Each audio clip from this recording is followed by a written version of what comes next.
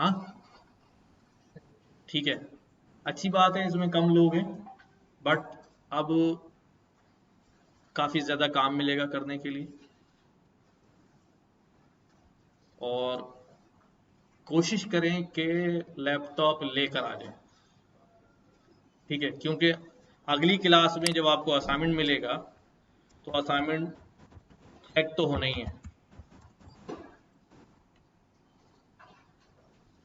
और जो नहीं कर रहा होगा असाइनमेंट एक बार दो बार, उससे हम करेंगे सॉरी।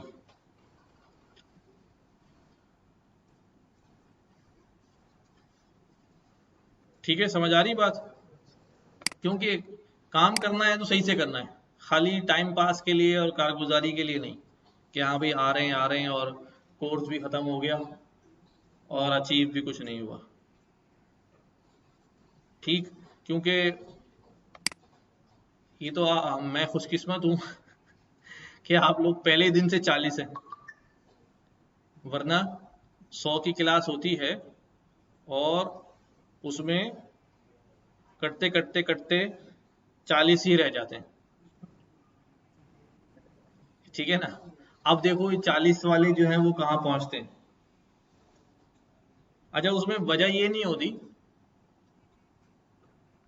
या हो सकता है मैं सोच रहा हूँ ऐसा, आप लोग सही बताएंगे। मुझे ये लगता है कि वजह ये नहीं होती कि उनको समझ में नहीं आ रहा, वजह ये होती है कि वो टाइम नहीं दे रहे, पढ़ नहीं रहे। क्योंकि मैंने अपने आप को बिल्कुल 24/7 ओपन किया होता है कि आपको कोई चीज़ नहीं समझ में आ रही है, आप ग्रुप में पूछ लें, क्लास में पूछ लें, दोबारा पढ़ानी है अगली क्लास में, दोबारा रिपीट करनी है, फिर पूछ लें, क्लास में 3 बार पढ़ाना है, 3 बार सेम चीज़ पढ़ लें, कोई इशू नहीं है। ठीक है, वालेकुम सलाम। तो अब सीन ये है, उसके बाद भी अगर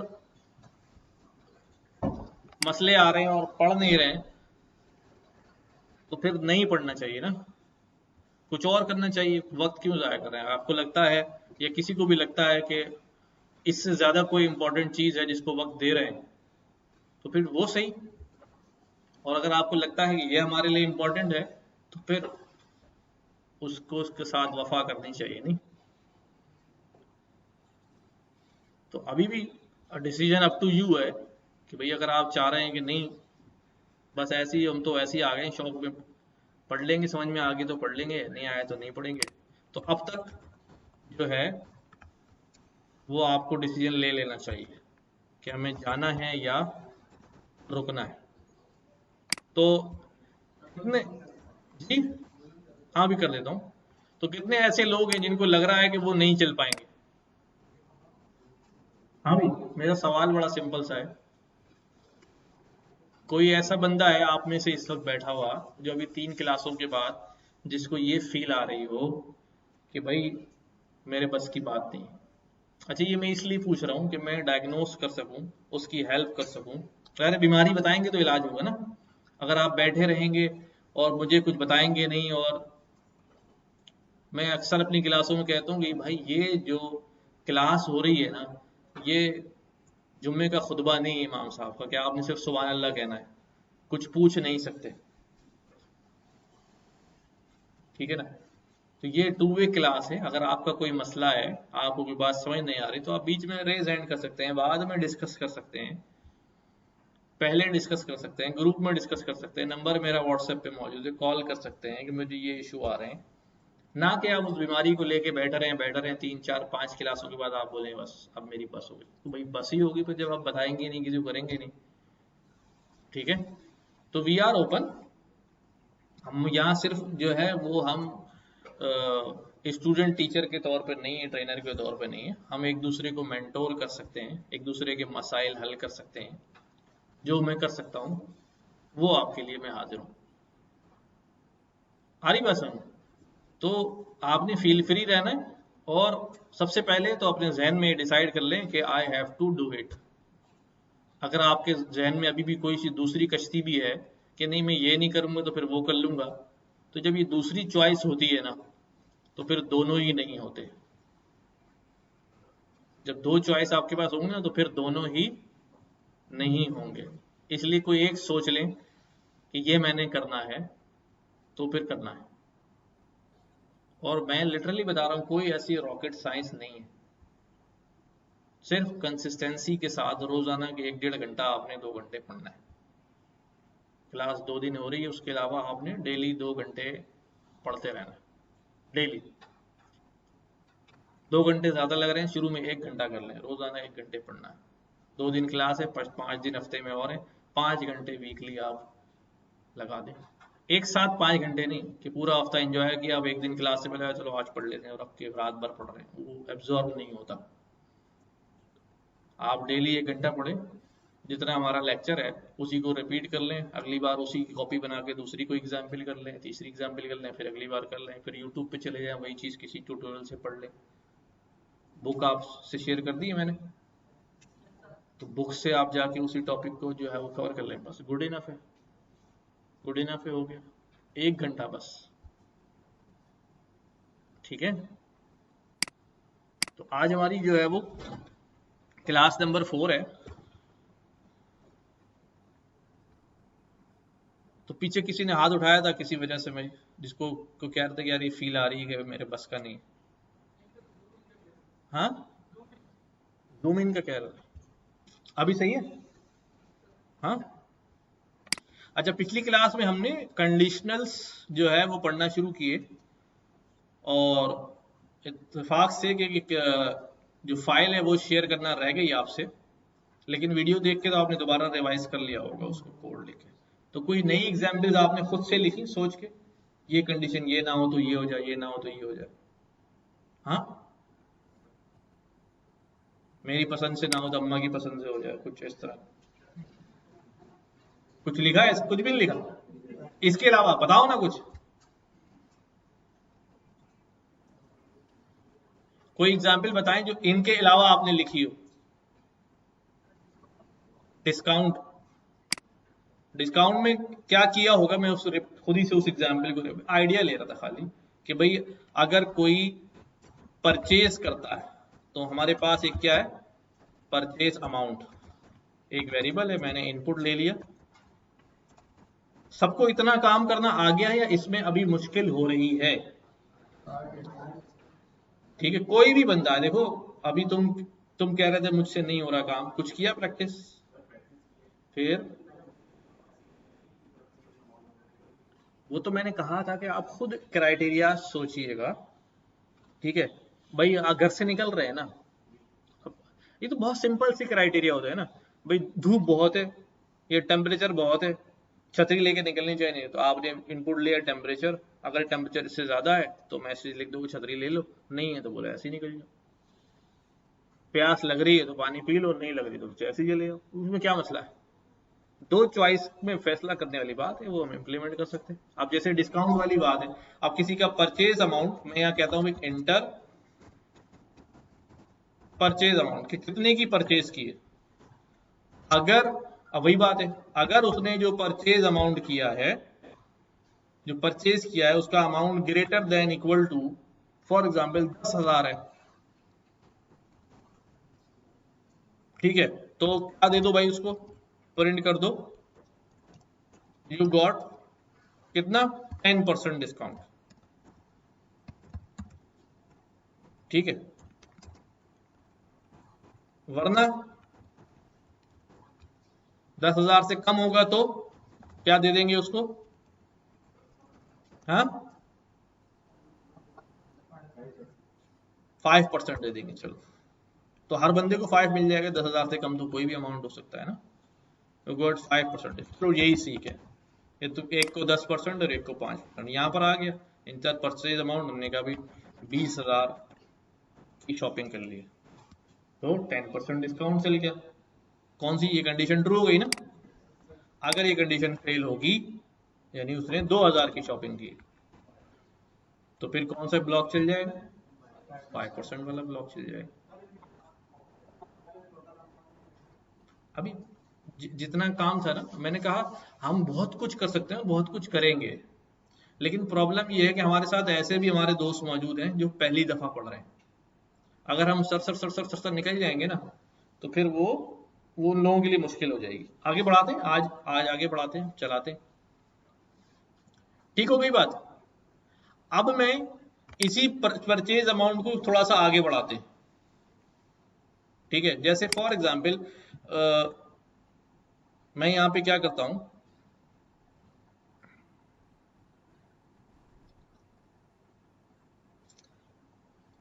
मुख्तलिफ आइटम्स के प्राइस ले लेता हूं, ठीक है। कॉस्ट ऑफ, हमने कहा भी हमने कोई शूज खरीद ली, तो इनपुट ले लेते हैं। इनपुट क्या भरेंगे अभी, इंटर शूज प्राइस, इसको टाइप कास्ट कर देते हैं। सबको पता है टाइप कास्ट क्यों कर रहे हैं ना, क्यों कर रहे हैं, क्योंकि जो हम इनपुट लेते हैं वो किस फॉर्म में होता है, स्ट्रिंग फॉर्म में होता है, ठीक है। शूज कॉस्ट, शूज परचेज कर ली, और क्या परचेज कर लिया, कोई 5 आइटम परचेज कर लेते हैं। ग्लासेस परचेज कर लिए, और हैं शर्ट परचेज कर ली, और वॉच परचेज कर ली, और कैप परचेज कर लिया, ठीक है। चलो अब इसको हम फॉर्मेट कर देते हैं।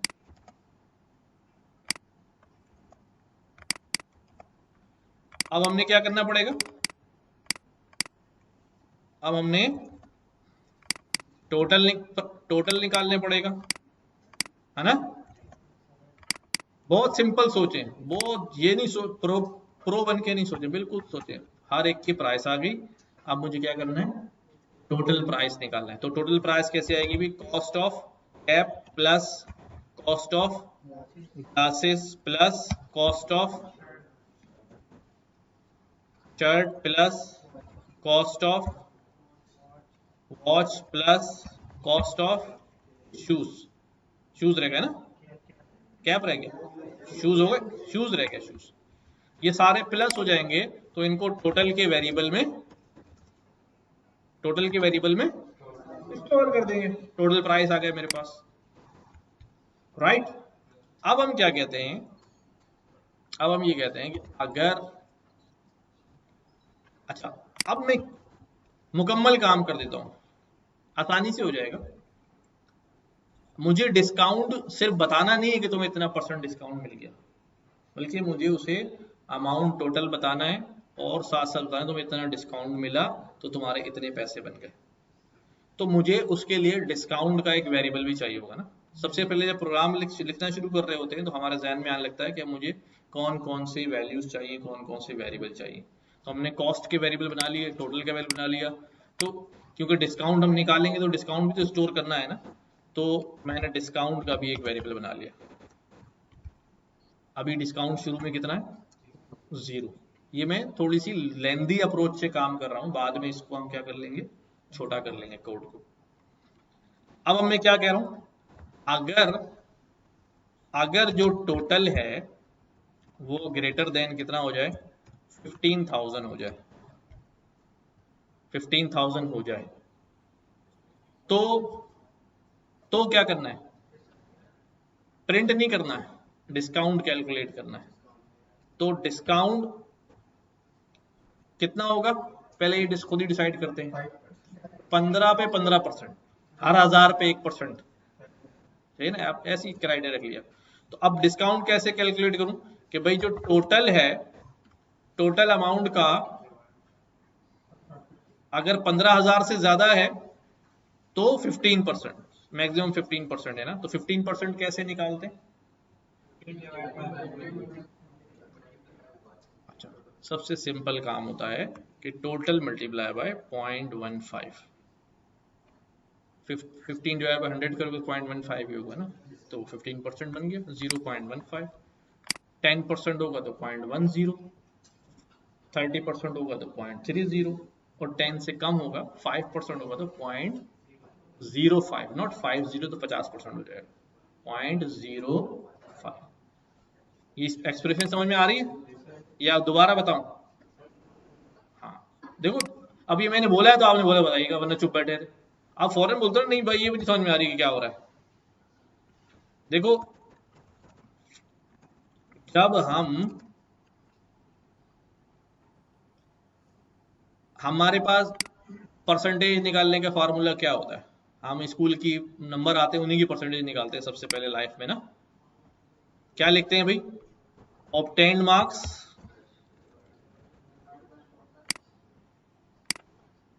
मार्क्स और divided by total marks multiply by 100। ये हमारे पास सिंपल सा फार्मूला होता है। अब मेरे पास क्या है? टोटल परचेस है। मुझे किसी भी अमाउंट का कोई परसेंट निकालना होता है तो मैं क्या करता हूँ, जैसे फॉर एग्जांपल मैंने कहा कि मुझे 45,000 का,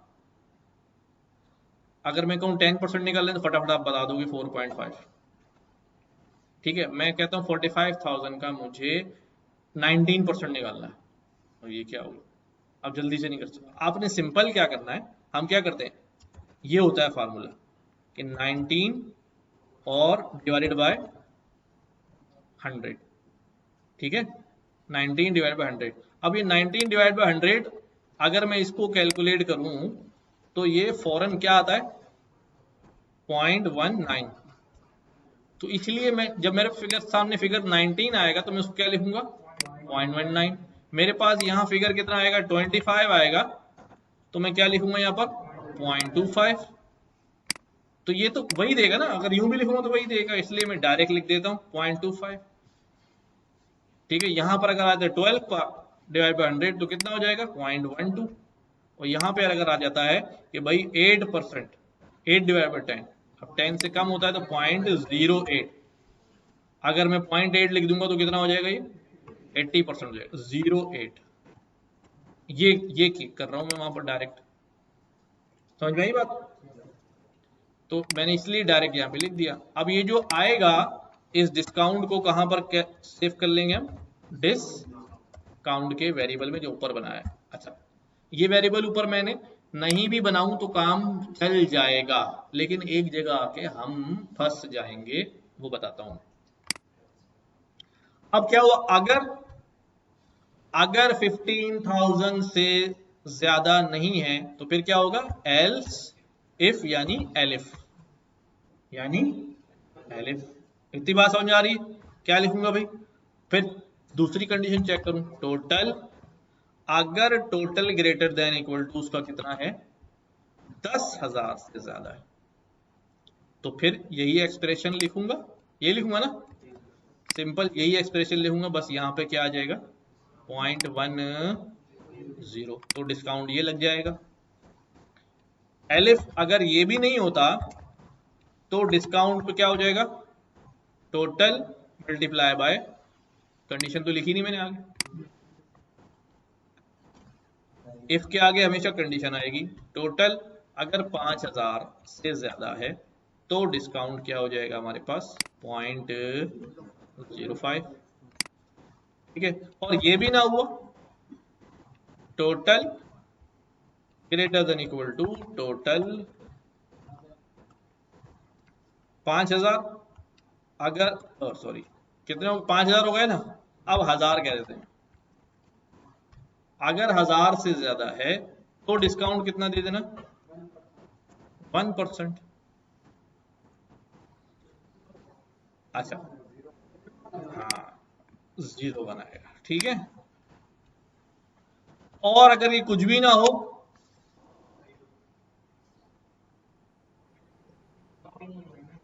अगर नहीं 1,000 से भी कम किसी ने शॉपिंग करी है, ठीक है, अगर मैं उसको मैसेज दे देता हूं, यहां पर देखो ये इसी बात में बता रहा था, अगर मैं उसको मैसेज दे देता हूं you are not eligible for discount. ठीक है, अब आखिर में मैं क्या करता हूं? आखिर में मैं प्रिंट करता हूं। प्रिंट करना मैंने आपको सिखाया हो मल्टी लाइन में। मल्टी लाइन में कैसे करते हैं?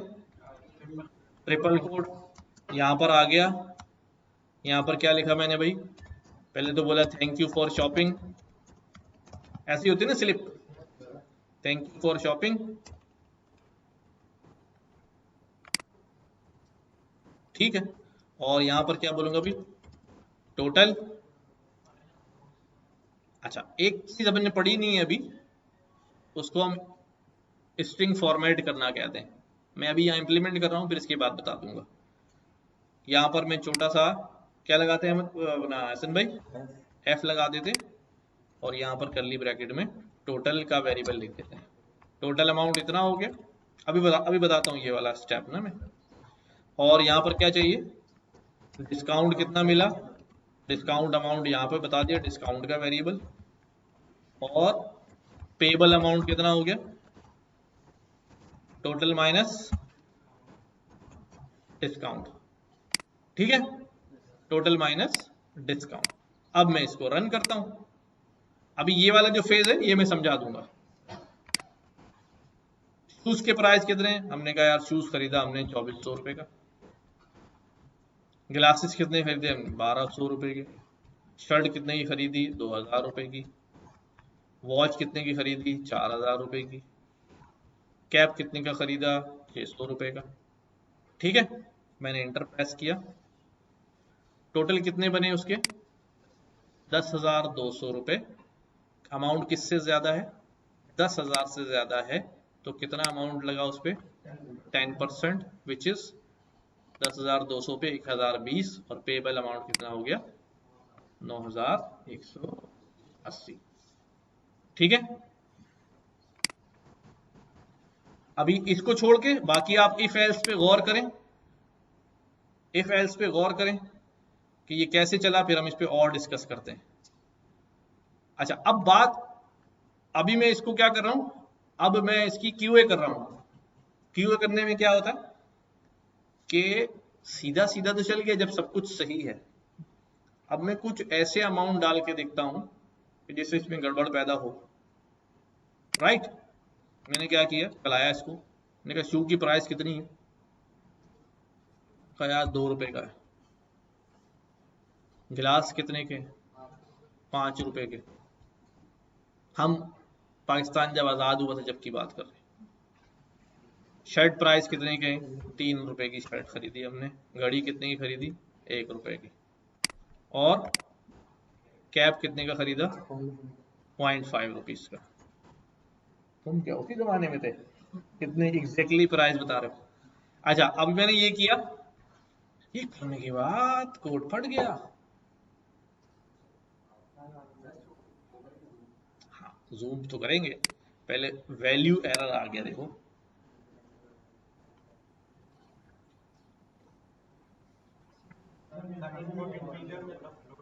एग्जैक्टली क्या मसला आया, सबसे पहला मसला क्या आया, इसको कहते हैं क्रॉस चेक। हर चीज को टेढ़ा मेढ़ा करके चेक करना। ठीक है ना, सामने से सही नजर आ रहा है, इधर से भी देखूं उधर से देखूं तो पता चले। अब सबसे पहला मसला क्या आया कि जब कॉस्ट ऑफ कैप पे एरो बना हुआ रहा है ना, कॉस्ट ऑफ कैप थी, हमने डाला 0.5, तो हमने उसको इंटीजर से टाइप कास्ट किया था, और जबकि वैल्यू वहां पर क्या है। अब जब उसने टाइप कास्ट करने के लिए इसके कोटेशन गायब करे, तो बेचारा समझ रहा था अंदर से क्या निकलेगा, इंटीजर, लेकिन अंदर से तो क्या निकल आया, फ्लॉट निकल आया। मैं इस बात को अलग से यहाँ पे समझाता हूँ। जैसे मेरे पास यहाँ कोटेशन लगे हुए हैं, मैंने लिखा हुआ 12.3, मैं इसको टाइप कास्ट करूं इंटीजर से, पहले खाली 12 को टाइप कास्ट करूं, तो अंदर से क्या निकल आता है, यानी उसके कोटेशंस हट जाते हैं। राइट, फिर मैंने कहा कि अच्छा 12.5 जो है ये स्ट्रिंग में है, इसको टाइप कास्ट करो।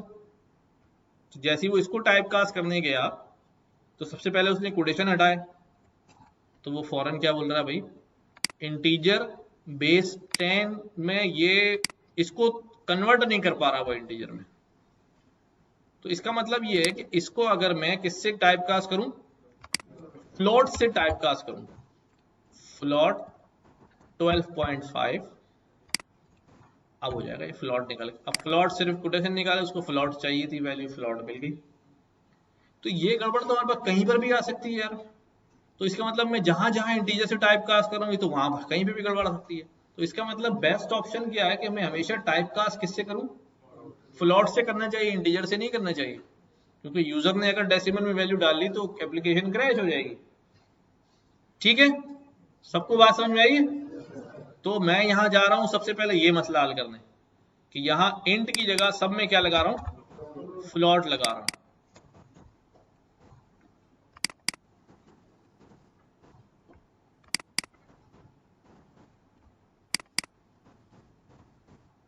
ठीक है, अब मैंने फ्लॉट लगा दिया, अब दोबारा चलते हैं। आ जाओ भाई, 47 के जमाने की प्राइस बताओ। 1 रुपए, 2 रुपए, 3 रुपए, 4 रुपए, 5 रुपए, सही है। अब जब मैंने इसको इंटर प्रेस किया, ये आ गया, you are not eligible for discount, और डिस्काउंट प्राइस कितने लिखे हुए आ रहे हैं, 0। बिल्कुल सही चला। अब देखो जरा, थोड़ा सा समझना, अगर मैं डिस्काउंट का ये वेरिएबल नहीं बनाता, डिस्काउंट का ये वेरिएबल नहीं बनाता, जरा गौर करना, तो फिर क्या होता, वो डिस्काउंट चेक करता करता करता करता करता आता और यहां कह देता you are not eligible for discount. ठीक है, अब मुझे ये बताओ, क्या ये डिस्काउंट वाली लाइन एग्जीक्यूट हुई, नहीं हुई। डिस्काउंट में कोई वैल्यू आई, नहीं आई। जब नहीं आई तो फिर यहां पर क्या करता वो, यहां पर आके वो डिस्काउंट की वैल्यू ढूंढने जाता, कहता भाई डिस्काउंट नाम तो कोई चीज ही नहीं है। तो इसलिए मैंने इस बात से बचने के लिए अलग से डिस्काउंट को 0 बनाया कि अगर इन केस कोई क्राइटेरिया मैच नहीं होता और डिस्काउंट अप्लाई ही नहीं होता, तो कम से कम डिस्काउंट को 0 तो मिलेगा। अब इसको बगैर डिस्काउंट की वैल्यू को चलाता, मैंने इसको कमेंट लगा दिया। ठीक है, मैं इसको रन करता हूं, जैसे ही मैंने 5 किया, you are not eligible, execute नहीं किया मैंने उसको, दोबारा से। अभी वैल्यू क्यों आ रही है, अभी वैल्यू क्यों आ रही है, क्योंकि जब मैंने एक बार सेल एग्जीक्यूट किया था तो मेमोरी में डिस्काउंट क्रिएट हुआ पड़ा है, वो बार बार वहीं से वही वैल्यू गेट करके ले आ रहा है। अब मेमोरी से डिलीट कैसे करूं, इसको डिलीट करने के लिए मैं सिंपल सा एक काम करता हूं, आप लोग भी सीखें। मैंने यहां सेल ऐड किया, कहीं भी ऐड किया, मैं लिखूंगा डेल डेल डिस्काउंट। अभी देखो, अभी डिस्काउंट में वैल्यू आएगी 0, क्योंकि अब जबकि मैंने कमेंट लगाया हुआ है, लेकिन पहले तो एग्जीक्यूट किया हुआ है ना, पहले तो वैल्यू गई है ना। मैं मेमोरी से उसको क्या कर दूं, हटा दूं, डिलीट करता हूं। मैं यहां लिखता हूं डेल डिस्काउंट, ये हो गया। अब मैं नीचे लाइन में दोबारा आता हूं और कहता हूं भाई डिस्काउंट तुम्हारे पास क्या है, तो डिस्काउंट क्या बोलेगा, देखो वो इसमें भी नहीं आ रहा, टैब दबा के भी नहीं आ रहा। चलो मैं टाइप कर देता हूँ डिस्काउंट, तब मुझे नहीं पता डिस्काउंट क्या है, क्योंकि मैंने मेमोरी से उसको क्या कर दिया, सफाई कर दिया। तो अब मैं दोबारा जाके अपना सेल चलाता हूँ, अब मेरे पास डिस्काउंट नामी कोई चीज कहीं पर मौजूद नहीं है। Shoe price this this this this eligible for discount, और आगे पड़ गया यहाँ पर, कहाँ पड़ा, डिस्काउंट। बात समझ आई, ठीक है। कुछ चीजें ज्यादा हो गई इसके अंदर, बट थोड़ा गौर करें। Let's discuss it again. जिन लोगों को नहीं भी समझ में आ रही, वो 1 बाय 1 चलें, एक एक लाइन को पढ़ें खुद से यहाँ पर सामने, और जहां कहीं आपको लग रहा है कि ये कहीं मेरी बात पल्ले नहीं पड़ रही, क्या हो रहा है, वहां पूछे, टेक योर टाइम। जी,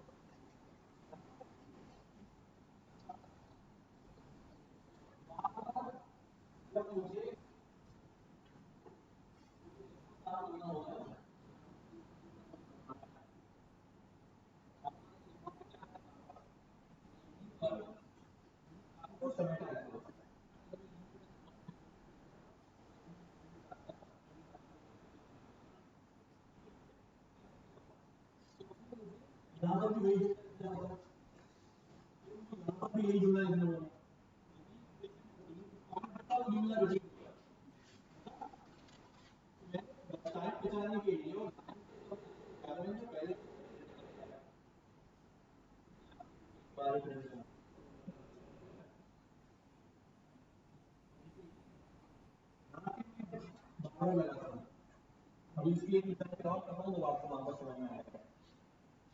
और पहले तो को समझे और किसी को सवाल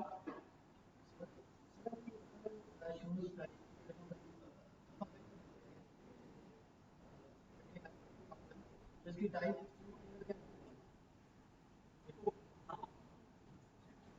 यहाँ पर आए कोई फर्स्ट टू वहाँ 5 नंबर में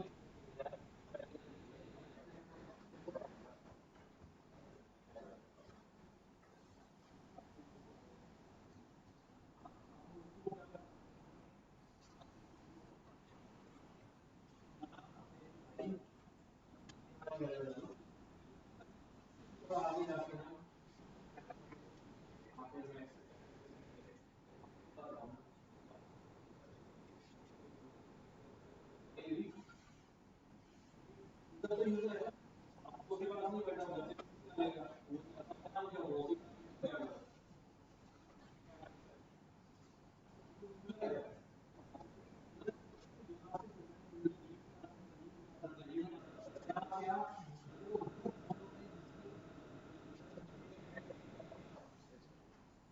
सारे रूम बोल बंद हो गए।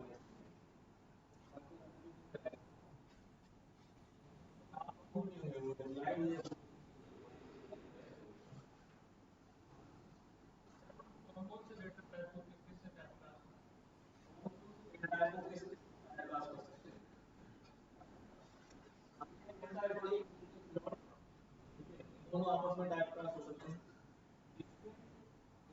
टाइप क्लास हो सकता है अगर वो स्ट्रिंग ऐसा है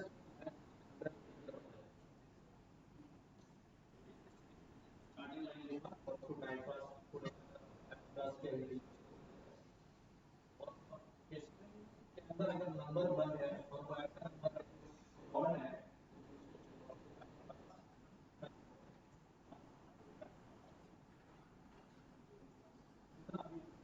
और स्ट्रक्चर छोड़ ठीक है। करंट में कोई मसला है?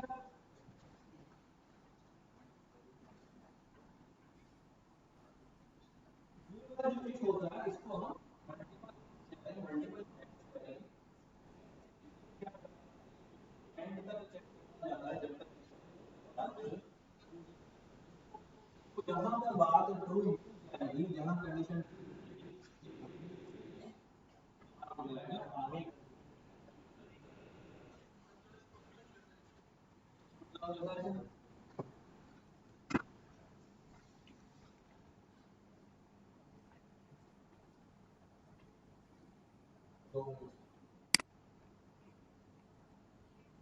कीपैड वाला नहीं है सर।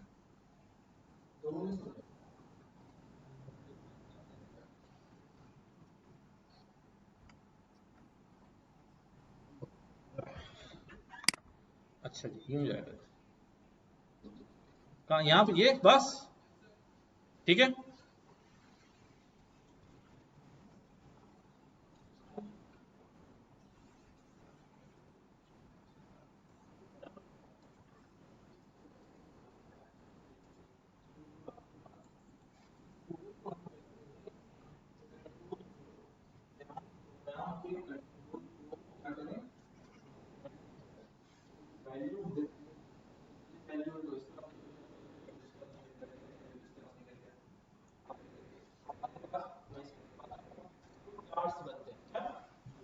फ्लो चार्ट्स तो वहां पर मैं आपको दिखाता हूं।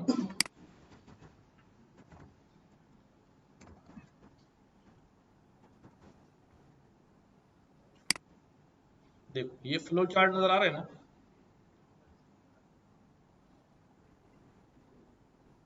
ये वाला देख ले। लैम्प डजंट वर्क तो लैम्प प्लग इन, अगर नो आ रहा है तो पहले प्लग इन कर दो, अगर यस आ रहा है तो या तो बल्ब बुझा हुआ है, बल्ब खराब हो गया है, अगर बल्ब खराब हो गया है तो बल्ब रिप्लेस कर दो, अगर ये भी नहीं है तो फिर क्या है, लैम्प को रिपेयर करने भिजवा दो। फ्लो है ना, जैसा होगा उस डायरेक्शन में चला देंगे। चलो ये मुश्किल एग्जाम्पल लग रही है तो हम कोई और आसान सी देख लेते हैं। ये देखो ये वाली तो आसान सी है। प्रोग्राम स्टार्ट हुआ, इनपुट नंबर 1 लिया और सी में एक वैल्यू डाली, अब क्या बोल रहे हैं कि भाई C अगर 5 से छोटा या बराबर है, नहीं है तो प्रोग्राम स्टॉप कर देना, और अगर है तो A को प्रिंट करा देना और C में क्या कर देना, 1 ऐड कर देना, और फिर दोबारा लूप चला देना। C 1 ऐड करने के बाद दोबारा C को चेक करना। तो ये क्या हो रहा है, ये फ्लो कंट्रोल है। आप वैल्यू आ रही है, आप वैल्यू के ब्लॉक चलेगा, चलेगा, आपको कंडीशन यही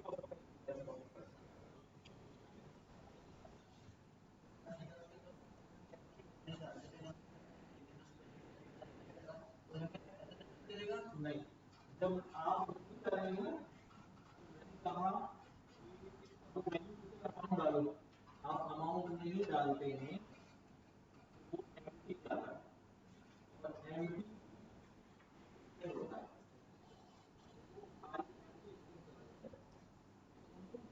नहीं होगा, तो वो टाइप पास कर रहा होगा तो वहां बढ़ेगा, तो वो ले लेगा, टाइप पास अप्लाई होगी।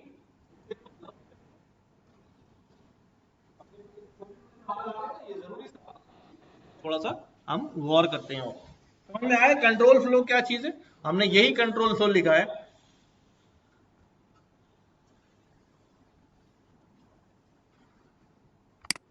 और देख लें, प्रोग्राम स्टार्ट हुआ, आई की वैल्यू 1 है, आउटपुट ऑफ आई ये है। अगर आई बराबर है किसके, 39 के, तो भाई आई में 61 डाल देना। अगर नहीं बराबर है, गलत हो जाए कंडीशन, तो फिर आई में एक इजाफा कर देना, और फिर चेक करना अगर आई 100 से छोटा है या बराबर है।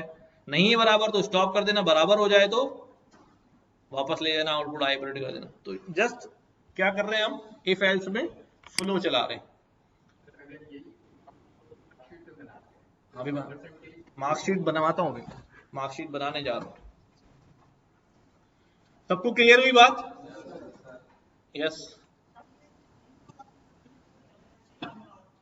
ये तो अभी मैंने कहा ना, मैं सिखाता हूं। देखो, अब पहले ये पढ़ लेते हैं, फिर मार्कशीट बनाते हैं। हमारे पास पूरा एक टॉपिक है स्ट्रिंग।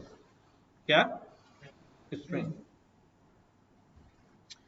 ठीक है, स्ट्रिंग स्ट्रिंग एक पूरी क्लास है पाइथन की। हमें पता है हम स्ट्रिंग कैसे बनाते हैं। स्ट्रिंग का एक वेरिएबल बनाते हैं, नेम। नेम का एक वेरिएबल बनाया हमने, यहां पर रख दिया नेम एहसन खान। जब मैं ये कह रहा हूं, ये बात यहां लिख भी रहा हूं, देखो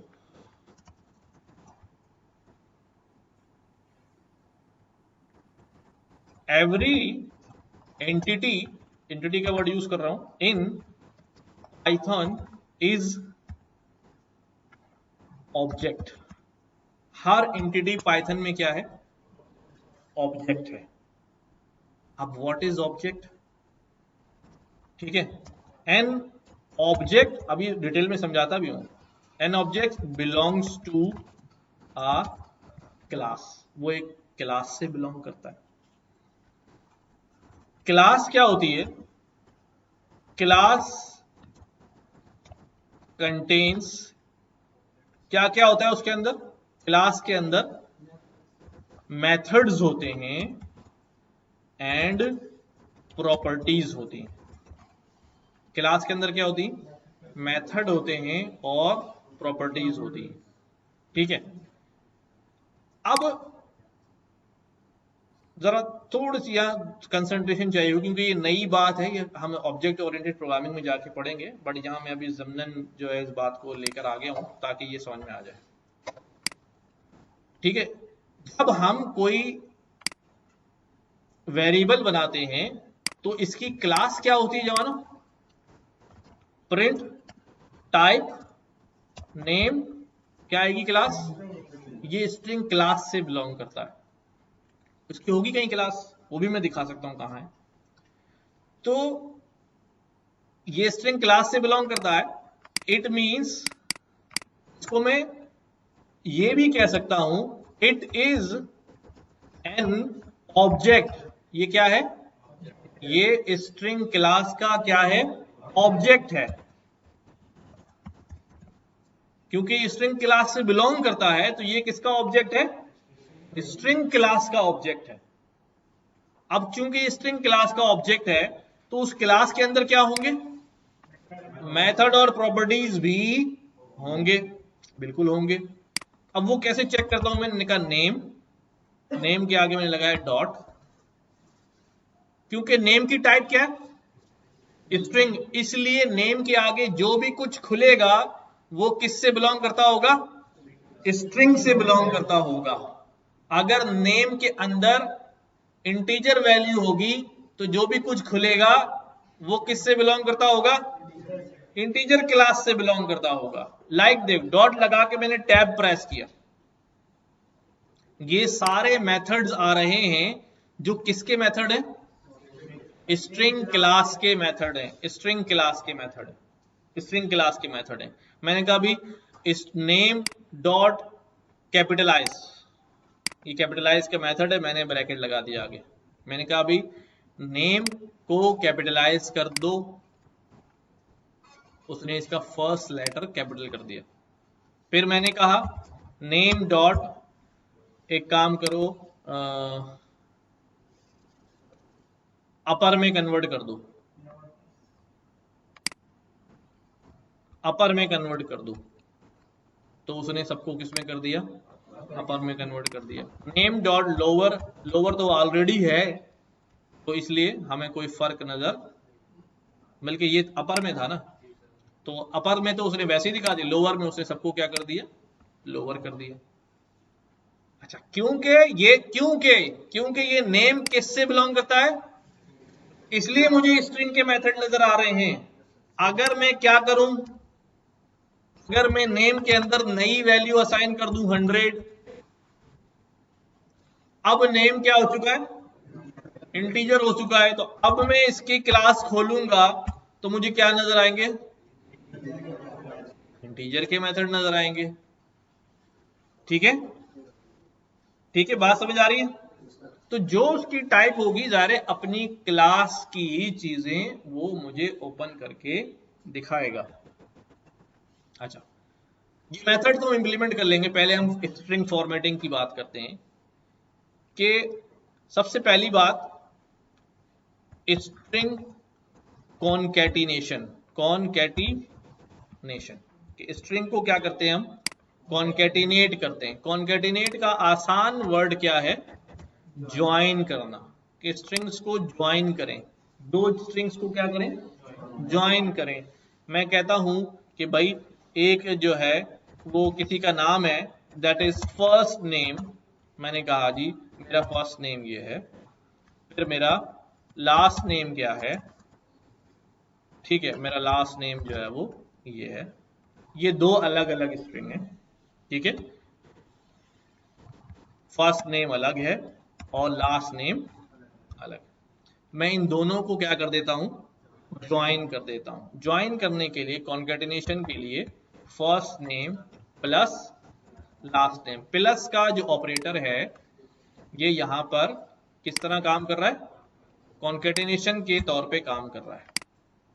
first name plus last name, सब सिंपली मैंने ज्वाइन कराया, उसने दोनों को क्या कर दिया, जोड़ दिया, स्ट्रिंग कॉन्कैटिनेशन कर दिया। ठीक है, सिंपल सी बात है। ये तीन भी होते, चार भी होते, सबको ज्वाइन कर देता। अच्छा, अब यहां पर मैं कितना भी गैप दे लूं उससे कोई फर्क नहीं पड़ता। आप बोलेंगे वहां भी गैप आएगा, ना ना ना, वो उसके अंदर जाके वेरिएबल में वैल्यू उठा रहा है बाबा। हाँ, अगर वहां गैप है तो फिर तो बात आएगी गैप वाली। ठीक है, अगर मैं यहां पर गैप डाल दूं ना, यूं करके और यूं करके, तो वो गैप फिर मुझे नजर आएगा। ठीक है, वेरिएबल्स के दरमियान गैप डाल के मुझे कोई फायदा नहीं होगा। अब बीच में स्पेस देनी तो क्या जुगाड़ करूं, अब बीच में अगर स्पेस देनी है मुझे तो मैं दो काम कर सकता हूं। तो ये कि मैं जाके जो है ना यहां पर हुसैन से पहले क्या कर डाल दूं, स्पेस डाल दूं। लेकिन डाटा अगर कहीं और से आ रहा होता है तो फिर हम वहां थोड़ी जा सकते, तो फिर हम अपने एंड पे सारे मसले हल करते हैं। तो अपने एंड पे मसला हल करने के लिए मैं क्या करता हूं, फर्स्ट नेम प्लस इसके बीच में स्पेस को घुसाऊंगा, ऐड कराऊंगा। मैंने यहां पर लिखा स्पेस, स्पेस भी एक स्ट्रिंग है ना, प्लस लास्ट नेम। अब ये तीन चीजें जमा हो रही हैं, एक पहला नाम, फिर उसमें स्पेस, फिर उसमें लास्ट नेम, तीन चीजें जमा हो रही हैं। तो इस तरह हमारे पास ये बीच में स्पेस पड़ जाएगा। ठीक है। अच्छा, कॉन्केटिनेट करते वक्त सवाल ये रेज होता है कि स्ट्रिंग के साथ क्या क्या जुड़ सकता है। हमेशा याद रखो, कोई सी भी दो चीजें तभी आपस में हाथ मिला सकती हैं जब उनकी क्लास सेम होगी। क्या? क्लास सेम होगी। अनटिल, अगर फ्लॉट और स्ट्रिंग की बात कर लें, फ्लॉट और इंटीजर की बात कर लें, 2 + 2.3, ये हो जाएगा, क्योंकि दोनों बेसिकली ओवरऑल इनकी क्लास नंबर है ना, तो ये वाला काम जो है वो हो जाएगा। ठीक है। लेकिन अब मैं यहां पर कह रहा हूं कि भाई मैं एक और वेरिएबल यहां लिख रहा हूं, एज, कि भाई एज कितनी है इस बंदे की। हमने कहा यार एज जो है ना वो 20 साल है। अब मैं कहता हूं भाई लास्ट नेम के आगे क्या कर दो, एज भी डाल दो। अब मुझे बताओ इसकी क्लास क्या है, इसकी क्लास क्या है, इसकी क्लास क्या है, इसकी क्लास क्या है। ये क्या कर लेगा, ये फट जाना है इसने। क्या कह रहा है, can only concatenate string to string not integer. String से स्ट्रिंग कॉन्केटिनेट कर सकता है, इंटीजर नहीं कर सकता। फिर कैसे करूं, एज को यहीं पर बैठ के क्या कर दूं, स्ट्रिंग के कपड़े पहना दूं। थोड़ी देर के लिए एज को टाइप कास्ट कर दिया यहां पर क्या, स्ट्रिंग। अब इसकी क्लास स्ट्रिंग, इसकी क्लास स्ट्रिंग, इसकी क्लास स्ट्रिंग, और इसकी जबरदस्ती की स्ट्रिंग। ठीक है। तो ये क्या हो गया, अब चल गया। राइट। कोई मुश्किल इस बात को समझने में? हाँ भाई, ये टाइप कास्ट ही किया मैंने, टाइप कास्ट ही किया मैंने। आप बोलेंगे कि सर इसको यहीं पर टाइप कास्ट कर दें। अगर यहां पर टाइप कास्ट कर दूंगा तो ये एज हमेशा के लिए स्ट्रिंग बन जाएगी। कल को आपने एज में 1 साल ऐड करना है तो फिर आप फंस जाएंगे कि स्ट्रिंग में 1 ऐड नहीं होगा। इसलिए हमेशा याद रखें, एक उसूल याद रखें कि जो उसकी जेन्युइन टाइप होती है ना उसको वहीं रखा करें। फॉर द टाइम बीइंग अगर आपको चेंज करना है तो कर लें, बार बार भी करना पड़ रहा है टाइप कास्ट करें, जेन्युइन को चेंज नहीं करें। क्योंकि कल कल कोई आपका कोड लिख रहा होगा तो वो एज को बाय डिफॉल्ट क्या समझ रहा होगा, और आप तो वहां उसको स्ट्रिंग करके बैठे हुए। तो जो जेन्युइन टाइप जिस वेरिएबल की होती है उसको उसी में रखा करें, चाहे बार बार टाइप कास्ट करना पड़ जाए, कोई बात नहीं, तो कहीं ना कहीं जाके आप फंसेंगे फिर। ठीक है। तो अब ये हो गया। अब मैं क्या करने लगा हूं, अब मैं एक सेंटेंस प्रिंट करने लगा हूं। मैं ये प्रिंट करना चाहता हूं कि भाई माय नेम इज, ठीक है, and I M 50 years old. ये सेंटेंस जो है मैंने एज इट इज प्रिंट करना है। मेरे पास वैल्यूज जो है वो तीनों यहां पर मौजूद है। तो मैं इसको कैसे लिखूंगा, प्रिंट, प्रिंट किया मैंने। मैं ये बहुत लंबी चौरंगी से आपको घुमा के ला रहा हूं एक चीज की तरफ। मैं डायरेक्ट भी उसी पे आ सकता था लेकिन चीजें क्लियर होनी चाहिए। मैं क्या लिखूंगा, माई नेम इज, ये एक स्ट्रिंग हो गया। इसके आगे क्या जोड़ना है मुझे, फर्स्ट नेम जोड़ना है। ठीक है। तो क्या करूं भाई, स्पेस के लिए क्या करूं, इधर ही स्पेस डाल देता हूं ना, इधर स्पेस डाल दिया, माई नेम इज स्पेस आ गया, आगे प्लस क्या आएगा भाई, फर्स्ट नेम, फिर स्पेस, फिर लास्ट नेम, फिर प्लस, फिर स्पेस, डबल कॉमा। मैं यहां जो आगे स्ट्रिंग दे रहा हूं ना उसमें स्पेस डाल दूंगा। यहां पर कॉमे से पहले स्पेस, तो वो स्पेस वहां लग जाएगा, बार बार स्पेस ऐड नहीं करते। वैसे ही आपकी अप्रोच है, आप ऐड करा दो और मुश्किल हो जाएगा वो। एंड आई एम के आगे फिर स्पेस, और फिर क्या डालना है मुझे 50। 50 क्या है इंटीजर, तो पहले क्या करूं टाइप कास्ट क्या लिखूं एज, फिर कॉन्केटिनेशन, फिर स्पेस देके ईयर्स ओल्ड। अच्छा भाई ये हो गया हमारा पूरा sentence. Let's see my name is this and I am 20 years. अच्छा अभी मैंने इसको क्या करना था, कैपिटल कैपिटल करना था, तो उसके लिए क्या करूं first name dot capitalize, capitalize, last name dot capitalize. ठीक है ये हो गया। अब हो गया बिल्कुल वैसा ही जैसा ऊपर लिखा हुआ है, ओल्ड के बाद डॉट नहीं आ रहा, चलो जी वो भी डाल देते हैं, बिल्कुल डिट्टो हो गया।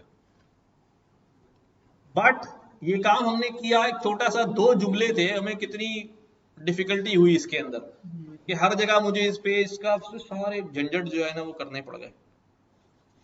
ठीक, तो कॉन्केटिनेशन कहीं कहीं कॉन्केटिनेशन काम आती है, कहीं कहीं कॉन्केटिनेशन मुश्किल हो जाती है। यहाँ छोटे छोटे एक दो चीजों को कॉन्केटिनेट करना है दैट्स वेरी गुड, लेकिन अगर बात ज्यादा वेरिएबल्स की हो जाए उसको कॉन्केटिनेट करना है तो फिर हम इस तरह नहीं करेंगे। ठीक है फिर हम क्या करेंगे, अच्छा ये वाली बात सबको समझ में आई भाई? हाँ छोटू सही है। अब क्या करूं, अब मैं यहां पर कहता हूं स्ट्रिंग फॉर्मेट, क्या फॉर्मेट, स्ट्रिंग को क्या करें फॉर्मेट कर दें।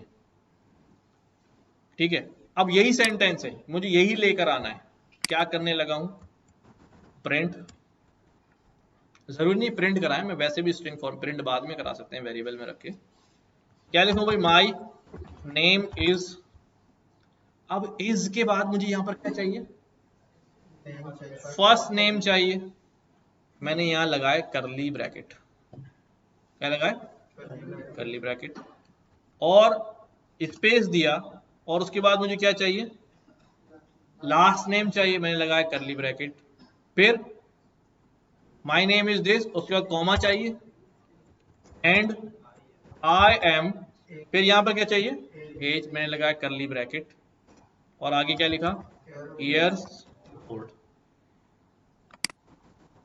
ये मैंने एक स्ट्रिंग बनाया है, ये मैंने क्या किया एक स्ट्रिंग बनाया है, उसके अंदर मैंने करली ब्रैकेट रख दी है। करली ब्रैकेट का मतलब होता है कि प्लेस होल्डर रख दी है। प्लेस होल्डर का मतलब होता है कि यहाँ पर बाद में कोई वैल्यू आएगी, जैसे आप पहले आए थे ना दोस्त की जगह घेर लेते हैं, वो किताब रख दी बराबर में बैठेगा, आप खुद बैठे में सीट खाली है, बट कुछ रखा हुआ है भी किसी के लिए रिजर्व है, क्या ये रिजर्व है। तो अब ये रिजर्व प्लेस होल्डर्स हैं कि यहाँ वैल्यूज आएंगी। तो उस अब मैं क्या करता हूँ स्ट्रिंग के अंदर मेरे पास एक मेथड है, कौन सा फॉर्मेट, फॉर्मेट, फॉर्मेट के मैंने ब्रैकेट लगाए, और पहली वैल्यू क्या आनी है फर्स्ट नेम, यहां मैंने फर्स्ट नेम का वेरिएबल लिख दिया, क्या लिख दिया फर्स्ट नेम, कॉमा, फिर दूसरी वैल्यू क्या आनी है लास्ट नेम, फिर तीसरी वैल्यू क्या आनी है एज।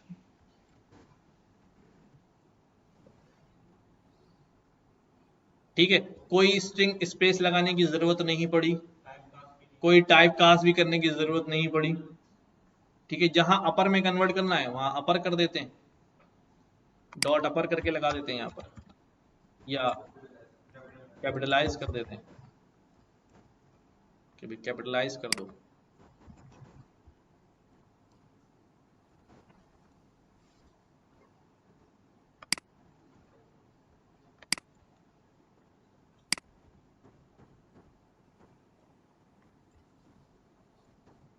लास्ट नेम डॉट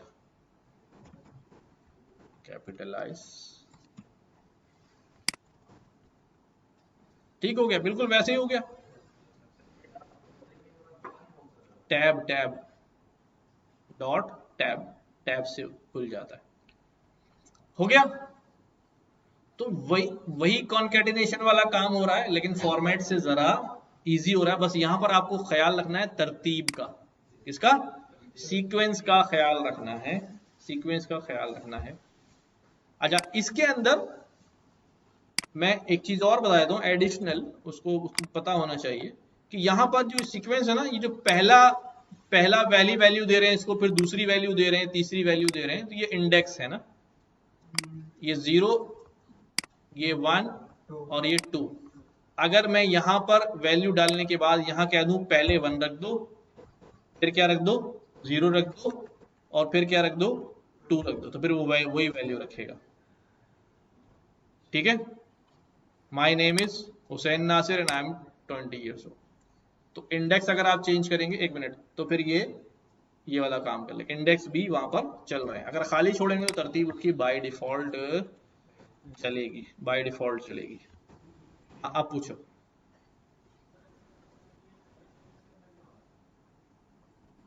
दोबारा बोले। कर्ली ब्रैकेट के अंदर कहां आ रहा है? नहीं आ रहा।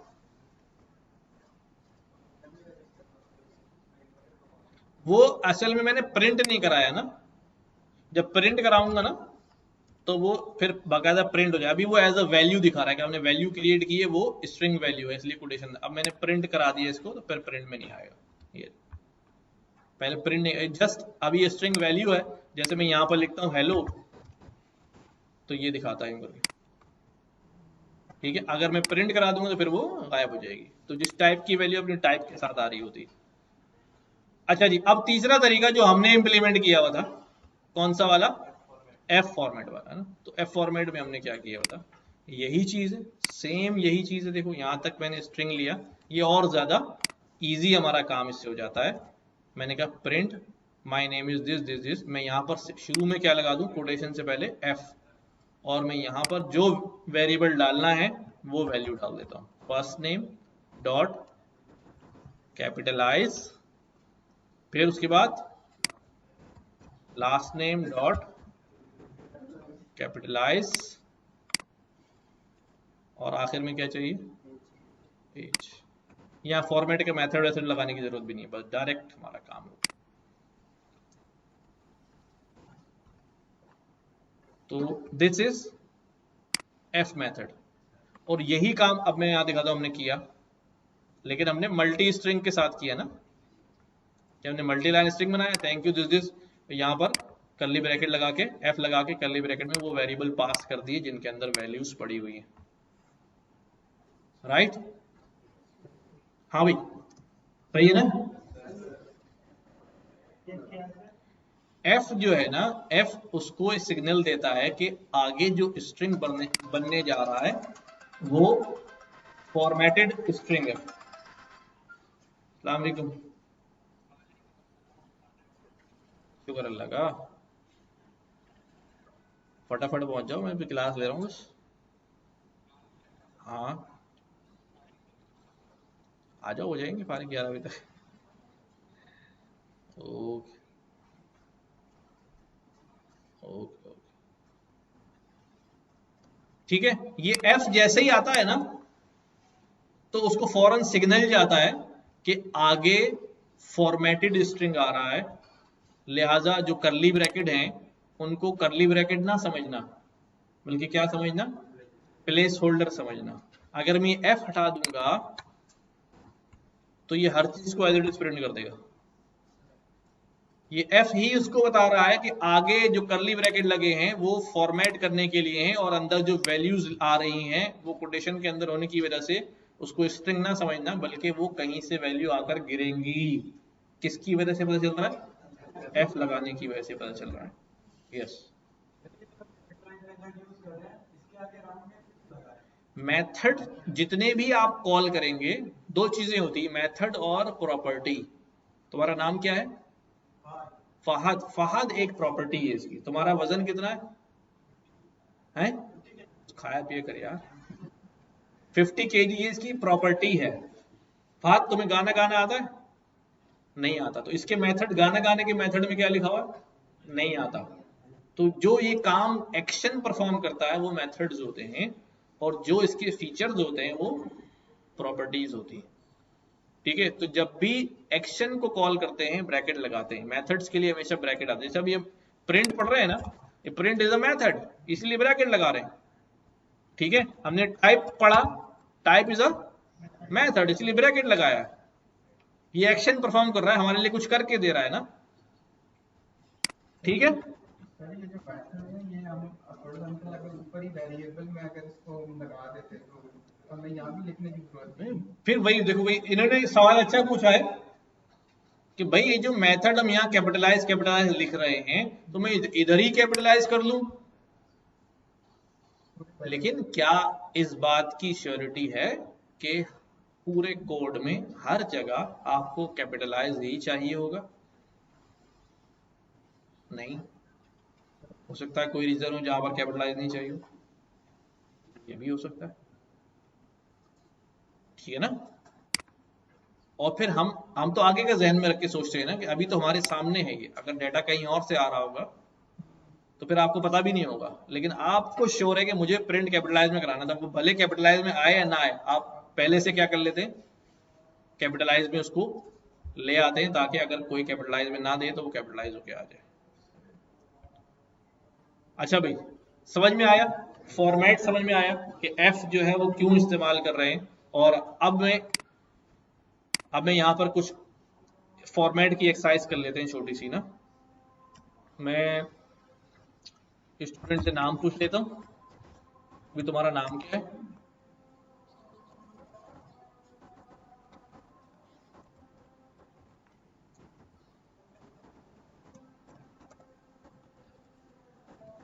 टेल मी योर नेम, और तुम्हारा एज भी पूछ लेते हैं। चलो, एज को इंटीजर करना पड़ेगा, फ्लोट भी कर सकते हैं ना। Tell me your age, right.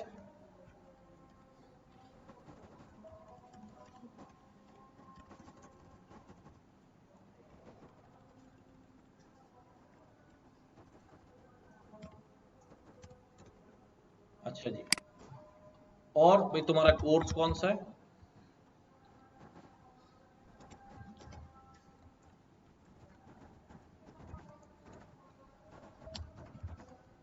Your course, और तुम्हारा कैंपस कौन सा है?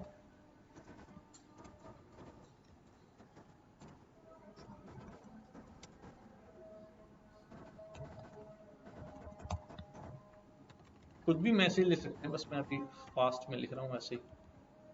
Tell me your campus,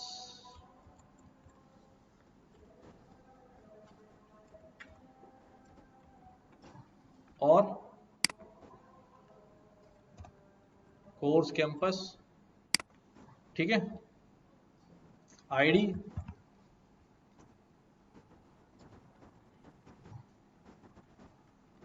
student ID क्या है आपकी?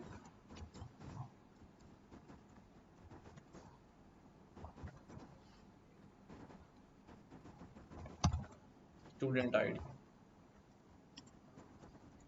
ठीक है, अब मैंने क्या करना है, ये सारे डिटेल लेके कोई कार्ड ना कोई चीज जो है ना प्रिंट दे देनी है। तो मैं क्या करता हूँ, प्रिंट मल्टी लाइन स्ट्रिंग बनाया मैंने, और यहाँ पे क्या लिखा भाई,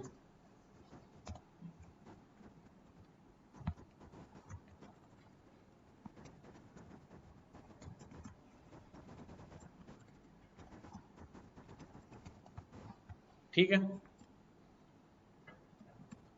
मल्टी लाइन है तो लाइन वन आप आराम से चेंज कर सकते हैं ना, हमें स्लैश लाइन वगैरह लगाने की जरूरत नहीं है। ठीक है, यहाँ मैंने क्या लिखा अभी, स्टूडेंट आइडेंटिटी कार्ड। ठीक है,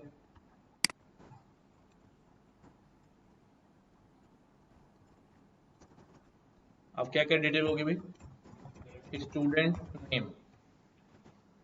ठीक है, कर्ली ब्रैकेट,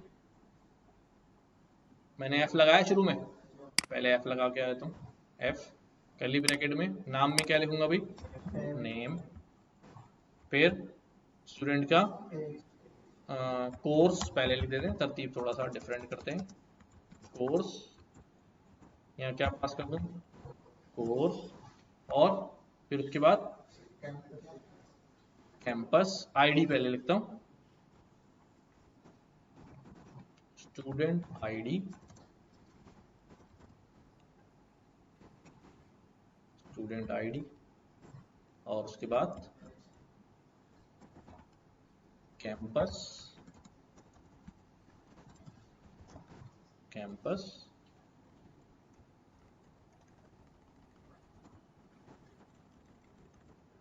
और आखिर में क्या है, एज।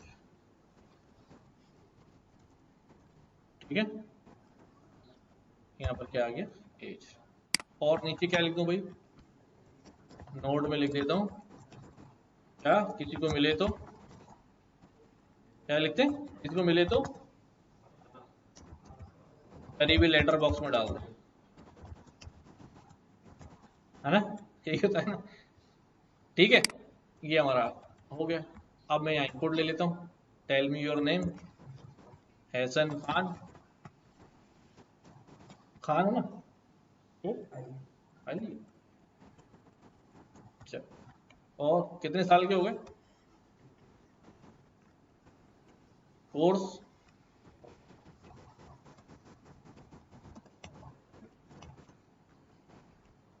कैंपस,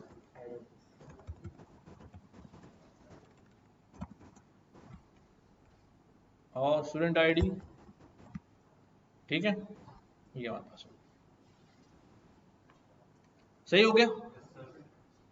तो इनपुट ले लिया हमने, एफ को यूज करके हमने स्ट्रिंग फॉर्मेट कर लिया। अब जो है कि वो हम क्या कर सकते हैं, बार बार डिफरेंट डिफरेंट स्टूडेंट का कोई भी नाम डाल दें आप, उसका कार्ड नुमा कोई चीज जो है वो हमारे पास हमें नजर आ जाएगी। ये तो हमने इनपुट लिया है ना। अच्छा, हम ये चाह रहे हैं कि भाई ये कि जब हमारा आउटपुट आए तो ये हमारा कंसोल जो है ना वो फ्री हो जाए। ठीक है, कंसोल जो है हमारा क्या हो जाए, फ्री हो जाए। उसके लिए मुझे इंपोर्ट करना पड़ेगा ऑपरेटिंग सिस्टम की लाइब्रेरी। ठीक है, कहानी जरा डिफरेंट डायरेक्शन में चली जाएगी। फिर ओएस की हमारे पास लाइब्रेरी, ऑपरेटिंग सिस्टम के थ्रू हम अपने कंसोल को क्या करेंगे, क्लियर करेंगे, और क्लियर करके फिर यहाँ पर जो है उसको प्रिंट लेकर आएंगे। तो अभी उस डायरेक्शन में नहीं जाते हैं, हटा सकते हैं वैसे। ठीक है, हटा सकते हैं कि भाई, हाँ इसीलिए कह रहा हूँ ना, एडिशनल हमें काफ़ी वर्किंग करनी पड़ेगी। काफ़ी वर्किंग तो कम है, लेकिन समझना पड़ेगा ना फिर चीज़ों को, और हमें डायरेक्शन चेंज हो जाएगी। तो सबको समझ में आएगी बात, कोई मसला अभी तक। ठीक है, स्ट्रिंग के हमारे पास अब बहुत सारे फंक्शंस हैं, जो हम सारे फंक्शन अभी इंप्लीमेंट करते हैं। हमने इफ एल्स चलाया, ठीक है, और स्ट्रिंग के और फंक्शन देखते हैं, क्या क्या फंक्शन हो सकते हैं। लाइक ये भी हमारे पास पूरा स्ट्रिंग ही है ना।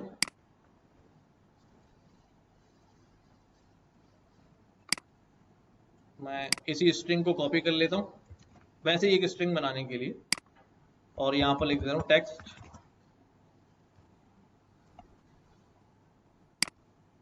ये एक मेरे पास स्ट्रिंग है, इसके ऊपर मैं क्या क्या कर सकता हूँ, बारी बारी एक एक फंक्शन को देखते हैं।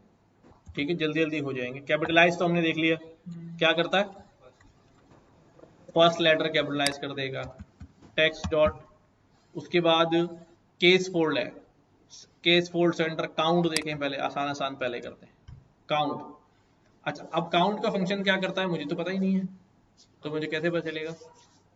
मैं फंक्शन के अंदर वही शिफ्ट टैब, जैसे प्रिंट का खुला था ना, return the number of non overlapping occurrences of substring, यानी मैं पूछना चाह रहा हूं कि इस पूरे स्ट्रिंग में ए कितनी दफा है, तो बता देगा काउंट करके ए 5 दफा है।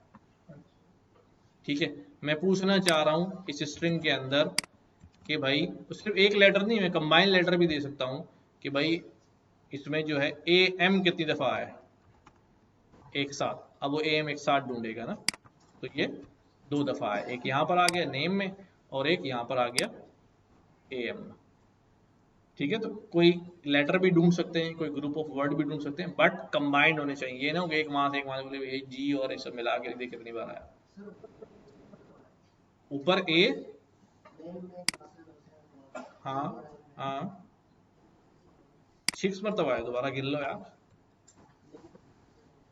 1 2 3 4, ये कैपिटल है ना,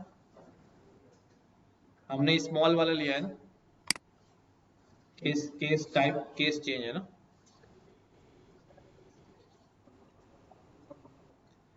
एक वक्त में एक, ठीक है ना। हम ये नहीं कर सकते मैं ए भी पूछूं और इससे पूछूं भाई डी भी कितनी दफा है, यहाँ कॉमा डाल के लिख दूं डी, नहीं ऐसा नहीं है, ऐसा नहीं है। एक वक्त में एक वैल्यू लेगा, अब वो वैल्यू बड़ी भी हो, कंबाइन वर्ड्स पे हो, लेकिन एक ही आर्गुमेंट जाएगा।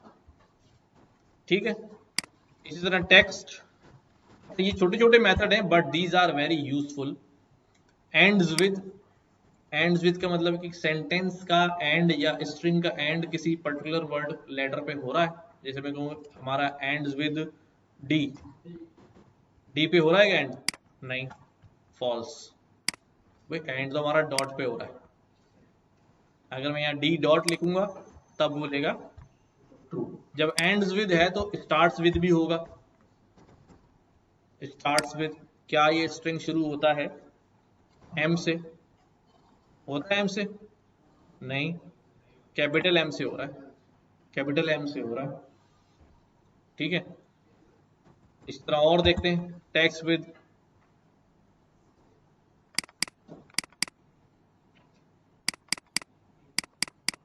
अच्छा जी, लोअर केस में हम कन्वर्ट कर लेते हैं। स्ट्रिप फंक्शन देखें, स्ट्रिप फंक्शन क्या होता है?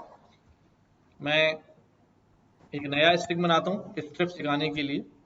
मैंने यहाँ पे लिख दिया भाई, जैसे अभी हमने एक स्ट्रिंग बनाया था कैंपस, उसके अंदर ये वैल्यू आ रही है ना, इसमें क्या गड़बड़ है? आखिर में क्या लगा हुआ है? एक गैर जरूरी स्पेस लगा हुआ है। अगर मैं इसको प्रिंट कराऊंगा तो मुझे पता भी नहीं चलेगा, मुझे पता भी नहीं चलेगा, लेकिन इस स्पेस की वजह से हमारे लिए एक बहुत बड़ा प्रॉब्लम खड़ा हो जाएगा। कैसा प्रॉब्लम? अगर मैं लिखता हूं कैंपस, इस स्टूडेंट का कैंपस क्या हेड ऑफिस के बराबर है?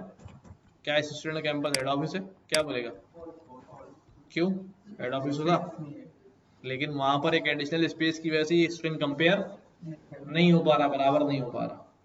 इसलिए जब कभी भी हम, क्योंकि यूजर तो डेटा फिल कर रहा होता है ना, शुरू में भी स्पेस डाल दिया, मेरी आदत है इतनी ज़्यादा ख़राब हो गई कि मैं टाइप करते ही टक से मेरा अंगूठा जो है ना स्पेस पे पड़ता है पहले, इसलिए वहाँ भी स्पेस पड़ गया। तो हम क्या करते हैं, हम ये करते हैं कैंपस डॉट, एक हमारे पास मेथड है एल स्ट्रिप। कैंपस चूंकि स्ट्रिंग है इसलिए स्ट्रिंग के मेथड आ रहे हैं ना। एल स्ट्रिप का मतलब अगर लेफ्ट साइड पे कोई एडिशनल स्पेस डला हुआ है तो वो क्या कर देगा, उसको ख़त्म कर देगा। लेफ्ट साइड पे था ही नहीं। दूसरा कौन सा है? आर स्ट्रिप, अब इसने खत्म कर दिया। और एक कौन सा है? सिर्फ स्ट्रिप है, ये कहता है कहीं भी होगा मैं खत्म कर दूंगा, लेफ्ट या राइट कहीं भी, लेफ्ट या राइट कहीं भी होगा मैं खत्म कर दूंगा। एक इंपॉर्टेंट चीज,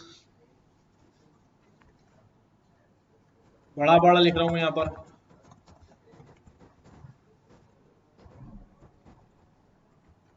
क्या लिखा मैंने? मतलब तो इतनी देर से हम क्या कर रहे हैं?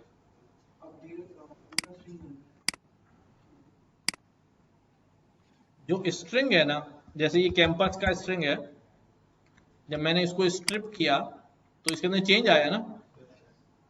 नहीं, इसके अंदर चेंज नहीं आया, ये मेमोरी में चेंज नहीं आ रहा, ओरिजिनल स्ट्रिंग चेंज नहीं हो रहा। स्ट्रिंग क्योंकि क्या होता है? इम्यूटेबल होता है, चेंजेबल नहीं होता। आप जो स्ट्रिंग एक बार डिफाइन कर दिया, बोलो ए की जगह बी लिख दूं तो वो नया स्ट्रिंग बना के आपको दे देगा, लेकिन ओरिजिनल चेंज नहीं। देखो उसकी, अगर मैं कैंपस दोबारा चेक करूं तो ओरिजिनल वैसे ही पड़ा हुआ है, तो फिर ये क्या है, ये उसकी मॉडिफाइड कॉपी बनाता है, मॉडिफाइड कॉपी बनाता है और आपको रिटर्न कर देता है। ठीक है, मॉडिफाइड कॉपी बनाता है और आपको रिटर्न कर देता है कि अगर पसंद है तो ठीक है, वरना तो छोड़ दे। हाँ, अगर मैं इस कॉपी को दोबारा कैंपस में डाल दूंगा तब ये मामला हल हो जाएगा। तो ये नई कॉपी है, नई कॉपी पुरानी वाली कॉपी की जगह क्या कर दी, ओवरराइट कर दी। नई कॉपी पुरानी वाली की जगह दोबारा मेमोरी में ओवरराइट कर दी, तब चेंज हो जाएगी वहां पर। ठीक है, तो इम्यूटेबल होता है, चेंज नहीं होता। जितनी भी मेमोरी में चेंजेस नहीं होती, जो मैं कोई एक्शन परफॉर्म करूं और अगर वो मेमोरी में चेंज नहीं हो रहा है, तो हमेशा याद रखना उसका आउटपुट नजर आएगा फौरन। जैसे मैंने कहा ना, स्क्रिप्ट ने कोई चीज हमें आउटपुट थ्रो कर दिया इस मेथड ने, इसका मतलब क्या है कि ये चेंज ओरिजिनल में नहीं हुआ है। हाँ, अगर मैं मेथड चलाऊं और उसके जवाब में कोई आउटपुट नहीं है, एक निशानी बता रहा हूं, और उसके जवाब में कोई आउटपुट नहीं आ रहा, तो इसका मतलब है मेमोरी में ओरिजिनल में वो चीज अप्लाई हो गई। याद रहेगा, हम ये बार बार बार आएगी, मैं रिपीट करता रहूंगा, फिर आपको याद रहेगी। तो स्ट्रिंग जो है वो क्या है, इम्यूटेबल है। अच्छा जी, और हमारे पास क्या क्या मेथड्स हैं। अच्छा, अब मैं कुछ मेथड्स जो है, क्योंकि हमारे पर टाइम बिल्कुल खत्म हो गया है, मैं इनके नाम बता रहा हूं, वो आपने चेक करने हैं। फॉर्मेट देख लिया, जैसे इज अल्फा न्यूमेरिक, किसी स्ट्रिंग को चेक करना हो कि वो अल्फा न्यूमेरिक है या अल्फा है या डेसिमल है या डिजिट है। जैसे यहां पर अभी ने कहा ना, अभी 23, ये एक स्ट्रिंग है, स्ट्रिंग है ना ये, लेकिन क्या ये इसमें डिजिट स्ट्रिंग है? हाँ, ये डिजिट स्ट्रिंग है, इज डिजिट है। इसके अंदर कौन है, डिजिट है। इसके अंदर अब ये डिजिट है नहीं, अब ये डिजिट नहीं है। अब ये अल्फा न्यूमेरिक है, इज अल्फा नम, यस ये अल्फा न्यूमेरिक है। क्या ये अल्फा न्यूमेरिक है? हाँ, जो स्ट्रिंग है वो अल्फा न्यूमेरिक होता है। तो ऐसे बहुत सारे इज वाले फंक्शन है which you have to explore. ये क्या ये लोअर केस में है, क्या ये न्यूमेरिक है, क्या ये डिजिट है, क्या ये डेसिमल है, क्या ये एस की कैरेक्टर है, ठीक है, क्या ये स्पेस है, क्या ये टाइटल केस में है, क्या ये अपर केस में है, क्या ये लोअर केस में है। तो हर चीज, ये सारे लॉजिक्स में बहुत काम आते हैं जब हम कोड लिख रहे होते हैं, तो इम्प्लीमेंटेशन में जहां हमें बनाना होता है वहां पर बड़े काम आते हैं।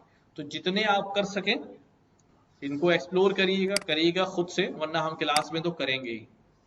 आज आपको जो है एक्सरसाइज और असाइनमेंट जो है वो मिलना शुरू हो जाएंगे, और अगली क्लास में आने से पहले हर बंदा जो है उसको जरूर करके आएगा। नो एक्सक्यूज, कोई रीजन है ही नहीं कि यार ये हो गया था वो हो गया था, नहीं, करना है।